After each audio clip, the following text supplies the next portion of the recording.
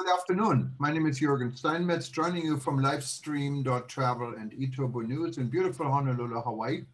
Beautiful sunny day here, and we always talk about the weather. So I don't want to forget to ask Dr. Peter Tarlow, my co-host in College Station.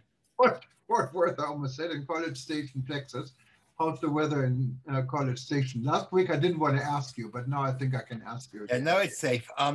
It was a little rainy today and misty, but temperatures were around 17 degrees Celsius, about 60 degrees Fahrenheit, and the skies could be a little bit bluer, but there's supposed to be a beautiful weekend coming. So we're definitely past the cold and the ice and the rain, or the rain is okay, but we're past the snow and the ice, and everything is now melted, and slowly but surely those plants that survive are going to start blooming again. We've kind of lost a number of plants, but hopefully the other ones will come back. So having said that, once again, there's lots of stuff in the world of tourism. I see that the US Congress is debating a bill to possibly give extra money to the airlines or to some of the key tourism industries.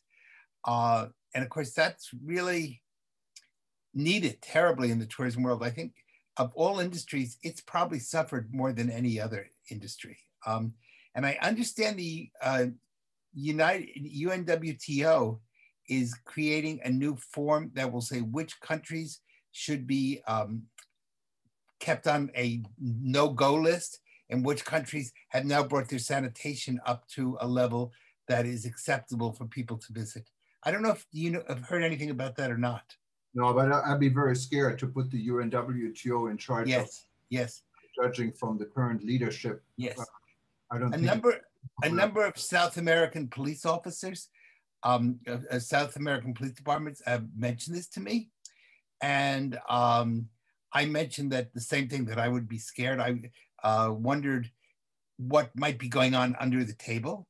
And secondly, I'm not sure how you would determine if a country is clean enough or not clean enough to visit, because all countries have parts that are clean and parts that aren't clean. There's no one country that's totally clean or totally dirty. So I wonder how they're planning on. I'd be interesting if we could find some information what they're proposing or not proposing. Yeah, and this is really, if you go back to our own organization, you and I are involved in the World Tourism Network. It's one of the reasons we stopped the Safer Tourism SEAL program for right now, because you really cannot determine. There is no formula, and there's no internationally established guidelines that can vouch for a destination, an attraction, or a hotel, or an airline to be absolutely safe and not safe. And if you put this on the country, specifically in an organization like the UNWTO, I wouldn't be surprised if all the executive council countries that vote actually for the Secretary General would be considered safe, and the rest of them, maybe not. So there's a lot of room, in my opinion, for fraud, and we shouldn't trust an organization, not even the UNWTO or the World Health Organization, in becoming a judge and a jury at the same time for this. Of course, it will have perception value. Now, there's a country that should receive such a seal from the UNWTO will brag about it, but I have not been able to find any guidelines, even though there's what they use or claim to use as their judgment. I think that I wonder what other things might be going on under the table, but it's not for me to accuse anybody because I don't have any data. But I certainly would, like you, question any program such as this. So I think it's something we should be thinking about a lot. Yeah, no, absolutely. Yes. An interesting line of thoughts, but it kind of confirms again that the world is kind of clueless when it comes how to deal with this virus, and the travel and tourism industry is desperate, rightfully. Yes. And so many players that used to be leaders in the old days are not really turning out to be leaders in the new days, and now real leadership is needed. And unfortunately, it's hard to find. I wouldn't say it's not there, but it's hard to find. And it's in all sorts of pockets around the world. Today, I had a series of meetings with Santa Catarina in southern Brazil. And if you know Brazil, the southern states are really some of Brazil's most beautiful and best developed states. And they were telling me that Santa Catarina, the state of Santa Catarina in Brazil, is just being decimated by the COVID virus. And the impact on the economy is beyond terrible. And of course, we're in February. February in the Southern Hemisphere is like August in Europe. It's the #1 travel month. So if people are not coming, many of the beach resorts along the Brazilian coast from the southern part of that coast are dependent on Uruguayans and Argentinians and Chileans. And if they're not showing up, that's a really major economic level. It would be like no one showing up in Spain in August or in Portugal in August. It would be a devastating blow. Yeah, so they're having a lot of trouble. Absolutely. And we really, I mean, now you get these stories that cruise lines are booking up for the end of the year and beginning of next year. It's hope. And it's hope. It's good to have hope. Yes. But you cannot really say the world of tourism is coming back to order because the cruise line. No, far from it. As a matter of fact, Dr. Fauci's been saying nothing may happen till the end of 2022. And I don't know if that's true or not. I certainly hope not, because there are countries getting herd immunity, including now it appears with the new vaccines and with people who have antibodies from having had COVID, that we may be up to 40% of the American public has antibodies against COVID. And that's either through vaccination or illness recovery. So we may be closer in that sense than we think. And I think there's going to be a real issue between the tourism industry and some of our politicians. The New York Times today had a really condemning set of articles about the politicization of schools and the fact that children aren't going back to school, not for science, but for politics. And that's that impacts tourism, because if children are at home, it's impossible for parents to work and be at home at the same time, and vacations totally fall apart. So that's a big issue. And it's also an issue of summer employment, because the tourism industry offers a lot of employment for part-time jobs. And that's where people got their first work experience. And if those aren't going to take place, then it's not only the lack of money, but it's the lack of learning that's so important. So that's something that really has to be thought through, because tourism is more than a business. It's also an educational tool where people learn to give good customer service, to show up on time, and it's entry-level positions that prepare you for better positions along the way. Yeah, no, absolutely. And it's even more than that. It's a tool of people in the world to talk to each other and come together. And luckily we have Zoom. Zoom in some makes it actually even easier, because you don't really have to travel and you can still talk to people all over the world. So I think that's one of the fortunate things we have. But of course, it's very different to look someone in the eyes and touch things and smell things. And of course, the other thing is, from the airline industry or the meetings industry or the convention industry, Zoom conferences are a disaster. Because if I don't have to travel, I'm not buying an airline ticket. Right. It's a lot cheaper for me to stay home and meet with you on Zoom than it is for me to buy an airline ticket, spend time in a hotel, have to eat in a restaurant. But all those things I'm not doing are costing somebody else a lot of money. And that puts people out of jobs, because tourism is one of the biggest producers of jobs in the world. And if people aren't spending, then those jobs start unemploying people, or start laying people off, or start, and tax money goes down. And remember, a lot of cities are very dependent on tourism tax revenue. Right. So it's much more complicated than what people think. What else is going on in the world from the views from the Pacific there? Well, an interesting story is China is changing the, I would say, the procedure, you can probably call it now, how to do a swab test. And I think there was some kind of a dispute with American diplomats. It was a joke. Well, it doesn't seem to be a joke because no, the Chinese government said it was a joke. What it was is they pulled it was like a prank, and they told the American diplomats they had to have anal testing in order to be sure that they were not having COVID, and that they had to drop their pants in order for them to test them anally. And then today the Chinese admitted the whole thing was just a setup to see if the diplomats would be stupid enough to do it. And they didn't think about, wait a second, this makes no sense. But the whole thing was just a giant prank. And the Chinese found it to be hysterically funny. And to be quite honest, it was funny because they had a good sense of humor. So I give the Chinese credit for having a good sense of humor. Well, let's hope it's a sense of humor because there are several articles that appeared in Newsweek and several other large publications in the US. And there's links to studies actually that say the rectal test for COVID is by far more effective. And I'm trying to see this actually, who did this study. Yeah. Today, the Chinese said it was a joke, but it would be interesting to see. I mean, could you see at an airport asking everybody to have a rectal test before they got on a plane? I don't think you have to go too far. Maybe you should check with the University of North Texas in Denton, Texas. Yes. This was one of the sources for this. And let me just look, another source was PubMed. It's a government website. And let me just see who's behind this website here. Regardless, if you go to our article on this today for eTurboNews.com, you can actually find a link. There is a government website. It ends with GOV, so it's an official. Why don't you look and see if at some point now there's the Chinese saying the whole thing was a giant put on and that people just fell for it?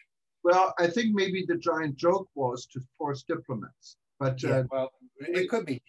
But I cannot imagine that people are going to go to get rectal exams for COVID. I think that would probably start a revolution. And no, could you imagine you cannot get on a plane without a rectal exam?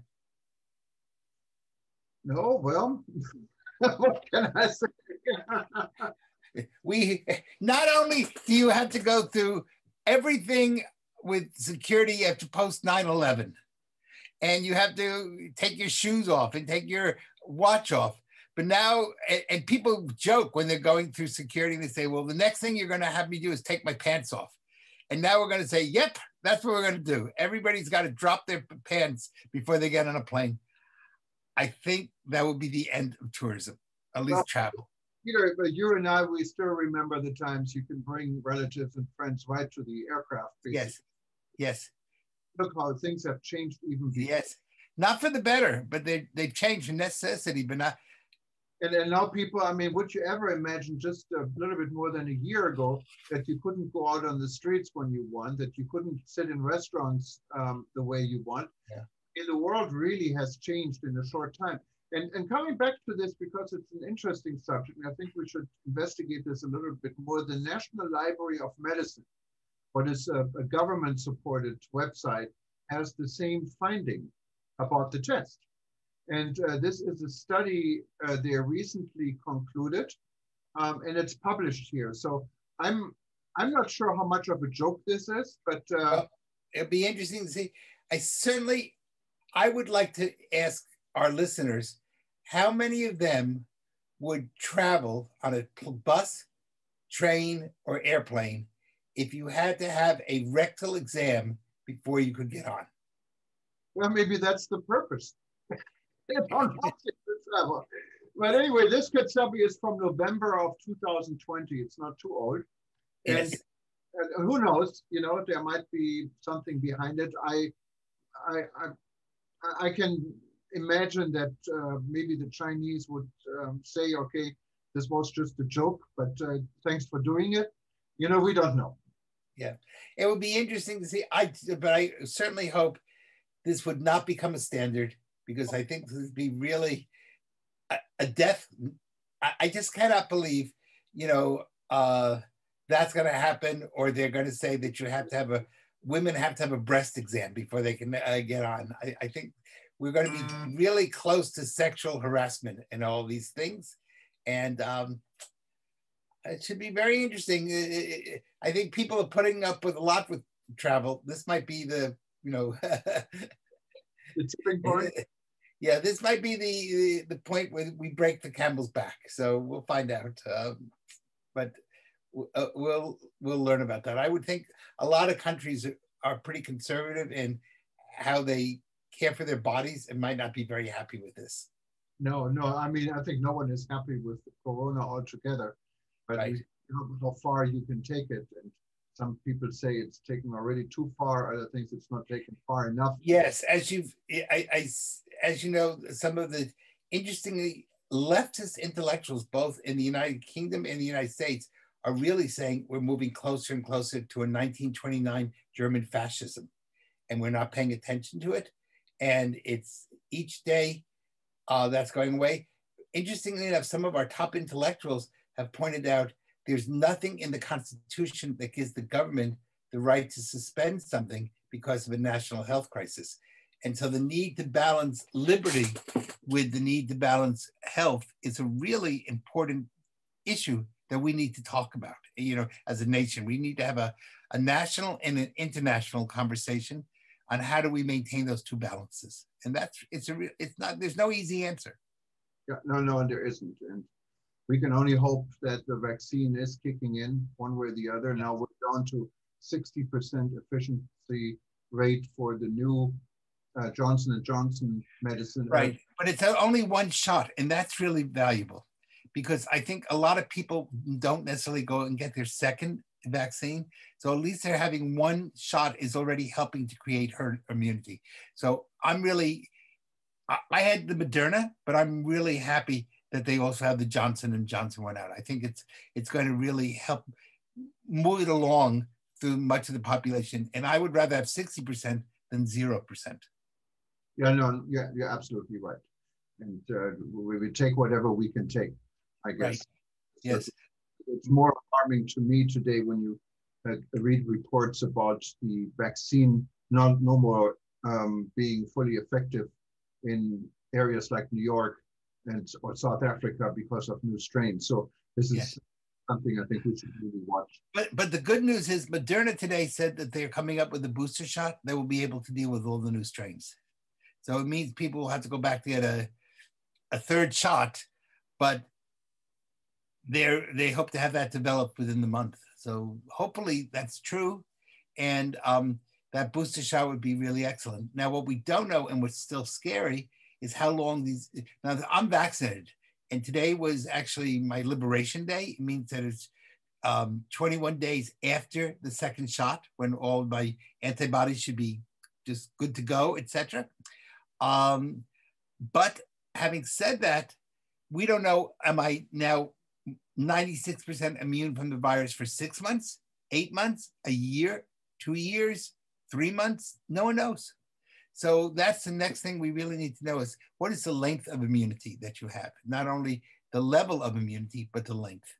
And that's going to mean a lot because we'll be able to say, okay, every 6 months you have to have a backup shot or every year. That means we need to produce a lot of vaccine.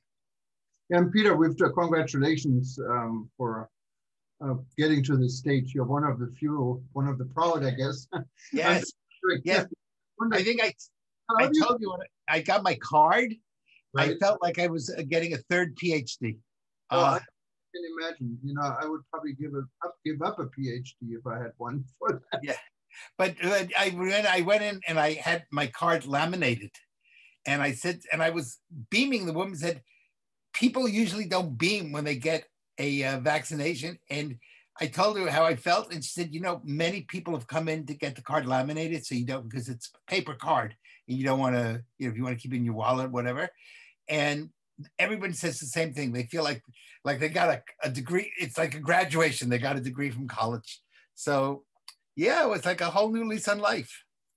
No, it was. I'm just curious. We talked about it before, and we had actually a session on how you felt when you went through these two shots. And but maybe you can summarize for those that didn't hear our first session. How do you feel now? Do you have anything what reminds you? No, so the first shot, I really didn't feel much afterwards at all. My arm was like just a little bit sore for about a few hours. The second shot, my arm was sore from about the elbow to the middle of my back for about 2 days, and then it went away, and that was it. Some people have had no reaction at all.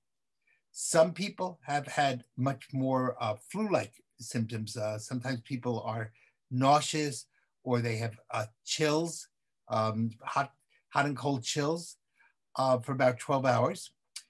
There doesn't appear to be any logic. So sometimes you think, well, it's the same doses, no matter what size you are. So you might think a smaller person would have a bigger reaction than a bigger person.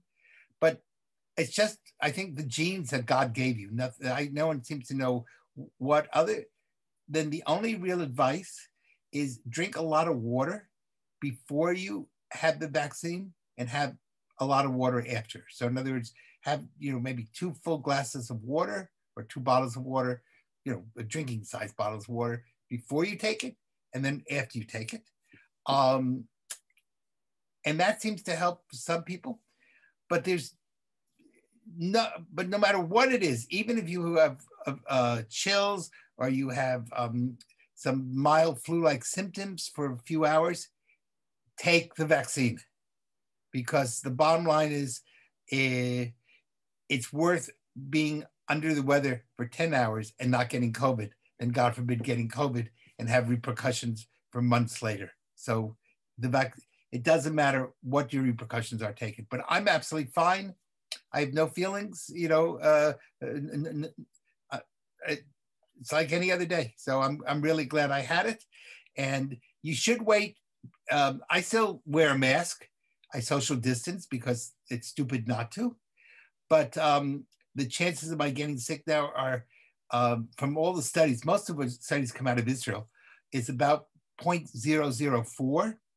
And if you should get sick, which is only like 1/4 of 1% out of 100, so they were really low there, it'll be a very mild case, but you won't have to go to the hospital. So in all cases, this has done certainly Moderna and Pfizer have done a really good job of protecting the public. As soon as you can get it, get it. Yeah, no, this is a good advice. And coming from you, it hopefully will help a lot of people. I wanted to add to it, and that you're actually teaching medicine also at the university, so you know what you're talking about in the security and safety aspect. So hopefully you will not lose your card. No, I had it copied. I have 2 of them. I keep one in my passport and one in my wallet. So if I lose my wallet, I still have the card and the passport. And it's also, by the way, kept on a record from the people that give you the vaccine. So you could hypothetically get another one. But what you do want to do, I think, is laminate it so that it doesn't get, just messed up in your wallet. But that's a technical thing. Keep one at home, keep one with you. You really feel liberated. It's like losing 10 pounds. You just feel good that you've accomplished something. And it really has. Hopefully the whole country, some states are doing a really good job. Some states are doing a poor job of vaccinating people. We need to really get everybody up and vaccinated. Yeah, no, absolutely. Well, I mean, we covered a lot. Yes, it is. Tonight is Purim. And so if you're eating Hamantaschen, which is in Hebrew it's called Oznei Haman, and in English it's called Hamantaschen, which means Haman's pockets. Taschen might be a German word also, I don't know. How do you say Haman's pockets in German? I don't even know what Haman's pockets. Haman is a man's name. Oh, okay. Haman's pockets? I don't know. So in American English, we call it Hamantaschen, which I think comes from German, but maybe I'm wrong. Yeah. So it means Haman's pockets, and it's a 3-corner pastry filled with all sorts of fruits or other things. So if you're having some Hamantaschen tonight, enjoy it and have a happy holiday. And you told me I should get drunk. Yes, it's a tradition. Don't drink and drive. Do not drink and drive. Drink responsibly. But you should be so happy that you don't know the difference between the evil Haman and the saintly Mordecai. And the Hebrew word for carnival is ad lo yada, which means you should be so happy because of spirits that you don't know the difference. And that may be the tradition. We don't know for sure, but it may be the tradition out of which Mardi Gras Carnival in Brazil and the European carnivals eventually come out of. So these carnivals are at least 2,000 years old. Well, that is great. So if you don't see me at our events tomorrow, I'm about to announce, then Peter will come in here for me. But we're still planning for tomorrow. Two very exciting events. One is about brand customer loyalty. And this will start tomorrow, but it's Friday. I know some of you may hear us, and it means today. It's on the Friday, the 27th of February. And it would start at 6 p.m. London time or 1 p.m. New York time. And right after this, an hour and a half later, we'll be talking about pure air control services, a discussion with an expert on how hotel rooms could be converted into safe havens when it comes to what air to breathe in. So these are two interesting sessions tomorrow we have. If you wanted to don't forget to talk about March 5th and our anniversary. Yeah, and if you wanted to join tomorrow or on March 5th, and I get to March 5th in a second here, but if you wanted to join tomorrow, just go to worldtourismevents.com, worldtourismevents.com, and you find these events right on top of it, and you can register.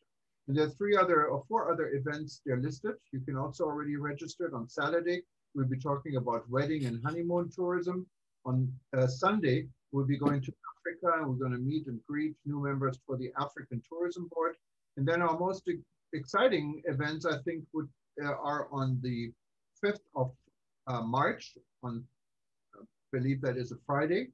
And we'll be, wouldn't say celebrating. I think it's a Sunday. Let me see what day that is. I'm looking right now. It's we'll be remembering 1 year of rebuilding.travel. So hopefully you'll be not only remembering but celebrating. Yes, it's a Friday. Yeah, how much we can say we're going to celebrate 1 year of COVID. So yes, it's a happy birthday. It's a birthday. How happy it is, we don't know, But well, it's a rebirth.